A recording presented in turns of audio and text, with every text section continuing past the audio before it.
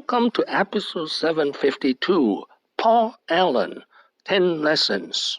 This is an outline of episode 752, lesson 1 to lesson 5. This is lesson 6 to lesson 10. Lesson 1, two nerds who started a revolution in personal computer. The two nerds are, of course, Bill Gates and Paul Allen. The company is Microsoft. Okay, they are both nerds, but nerds with astronomical IQ. What do you mean? Paul Allen scored 1,600 on the SAT, the perfect score. Bill Gates scored 1,590. Lesson 2, their first business venture failed. They were both teenagers and were in high school. In high school, Paul Allen and Bill Gates also started a software company together called Dropout Data, but it failed. Lesson 3, the Dropout Brothers. First, Paul Allen dropped out of Washington State University, and later he convinced Bill Gates to drop out of Harvard. Lesson 4, highest IQ, poorest health. Paul Allen is a genius with perfect SAT score. Yet he had cancer in his 20s. Now take a look at what he looks like here. He survived cancer, but he clearly does not take care of his body. Lesson 5, Betrayal and Retirement. He was sick. Well, I think I was still probably in the middle of radiation therapy. He burst in and interrupted them.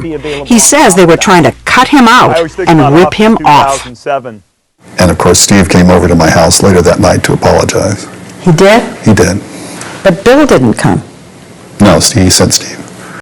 Lesson 6, living a life of infinite fun. At one point, he owns the world's largest yacht called Octopus.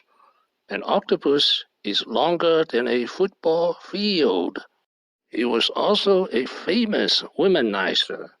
At one point, his girlfriend was Monica Seles, the tennis superstar. Lesson 7, idea is 10%, while execution is 90% of success.